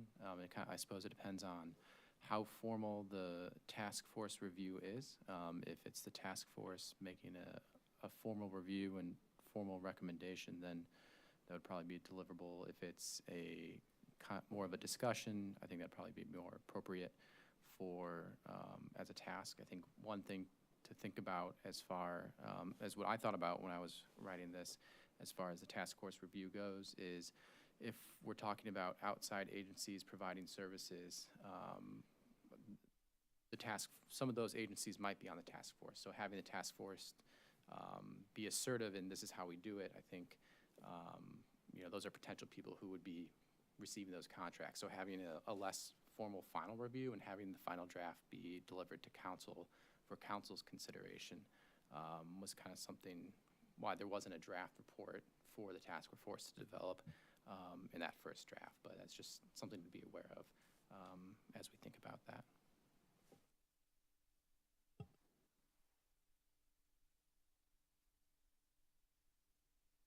Mary Alice? So it sounds to me like it would be more the format, the structure of the meetings, and some of the content that would be covered, is that the task force would be able to review the preliminary draft, provide comments, but it wouldn't be like, here's the preliminary draft as a deliverable. That's what I'm hearing you say? Yeah, it's written, the scope of work is written so that the facilitator is the one writing the report, and not so much the task force writing it through successive drafts. But we can add tasks so that that draft is at least seen by that task force to make sure there's nothing crazy or that wouldn't work out in there.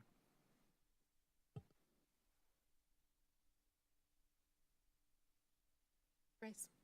I was going to change to a different point, so I don't know if you had something still on this one. No. Okay. I just had a question about the evaluation criteria. Is that what we're planning on using on page 16 there? I'm just wondering about no scoring method or weight, or I'm just not familiar how you would use this scoring method. Yeah, a little bit of that is the artifact of, it's an online portal, and then when you print it out, the formatting is a little weird. There's no set scoring or weight ahead of time. The way we talk about it is just, it's an overall evaluation of the proposal, kind of using these 4 factors. In the system, you can assign weights, but when we do RFPs, the weights aren't necessarily determinative. So as opposed to spending too much time trying to figure out if, one scoring is, 1.5, the other one's 1.25, you can kind of get lost in the weeds of trying to get too specific on the weights. So they're just kind of the 4 criteria that we look at as we go through, not specific weights assigned.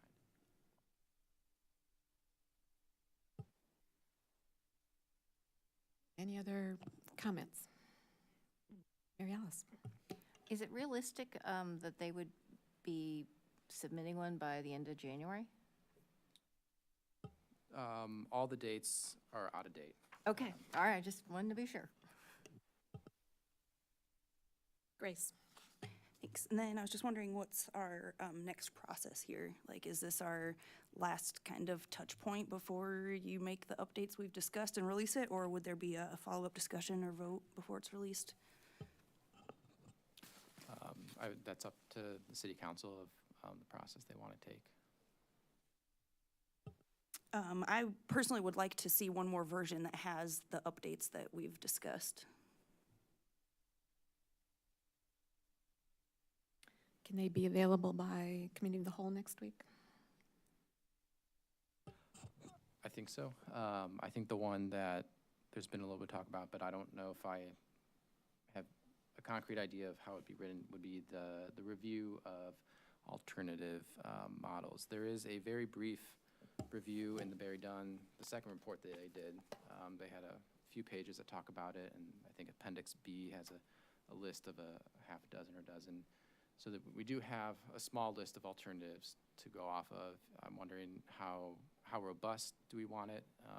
And then when it comes to a literature review, is it identifying things that exist? Is the facilitator expected to kind of provide some commentary on what's good or what's bad or what might be appropriate for Urbana? So I think understanding what we're asking for that would be helpful. Well, I can only speak for myself and the initial intent, this came out of a proposal for a co-response model, and I wanted to know what else was out there, right? Like why would we pick one particular model versus another? So, yeah, we have some from Barry Dunn, but they didn't really look at anything that wasn't outside, that, couldn't live outside of the police department. And now we seem to be asking our community partners to take on a lot of this work, which been full transparency, I have a lot of questions of how that would even work. So if that's the model that's being put forward, like who's doing that, right? Like I do think it's important for the city council, but also for the task force members to know, like, what could options even look like, right? So maybe it's looking at the Barry Dunn piece, doesn't have to be recreating the wheel, but also thinking about if there are sectors, which we know that there are sectors they didn't even look at as possibilities, making sure that there's some assessment of what those models would look like, so that as the task force and the council and the city as a whole is looking at what might shift, it's not just like, well, that sounds nice, like, asking, Courage Connection, will you take this piece? And then being like, well, what does that mean, right? So I think that it's important for the task force members to understand what they might be asked to do. And also, if it is stuff that needs to stay within the city, where does that live? I guess I feel like I'm making it more convoluted, but basically, yes, building on what Barry Dunn has already done, but also looking at any gaps in the lit review that they've already done to make sure that we've got some hot mics tonight. We're giving people enough information to make informed decisions, which was certainly what I was hoping for in the first place, right? I think it's great that the city is looking at how do we shift how we do things, but I want to make sure that we're picking from best practice, and we're then thinking about how do those best practices potentially work in Urbana. So not just like, we know some people love Cahoots, so that's what we're gonna do, right? But like, okay, well, that's a model, here are some other models that are out here, here's, as the task force works through the process, why they might or might not work for Urbana. Does that help? Okay, I'm happy to talk offline too, if that's helpful. Yeah, just to sort of follow up with what Jaya said, looking at models that work in similar sized towns as us, looking at models that use non-sworn officers, looking at models that, kind of encapsulates everything that we've sort of talked about.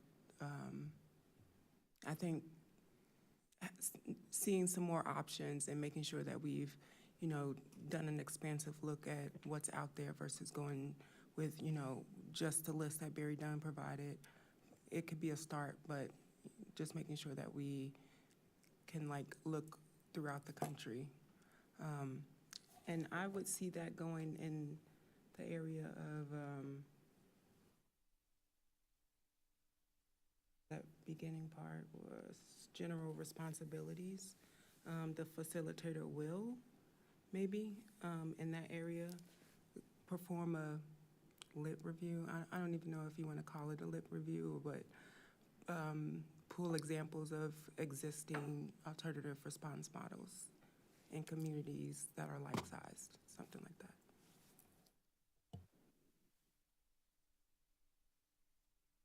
Could you repeat what section you said, Chandra? Sorry, or where?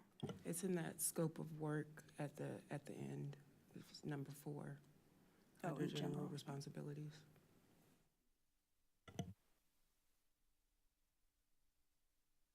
And if I may, it was, I think, interesting point you brought up, Will, too, of do we want like an assessment of that? And it's kind of hard to, not ask too much with a little bit of money, but I think ideally a firm would already have a lot of this stuff completed. I don't know if there's a way to even say, like required this much, preferred that you actually have an analysis for it too. Because I think I think the information piece is helpful. And then I could also see it being really helpful having a little bit of insight, whatever is available, of some benefits and challenges of the different models. So yeah, I think if we have give it a stab at some ideas of wording this, and I think that if we talk about it again, I think that would probably be good before we release it and be sure that it encompasses some of the things we're talking about.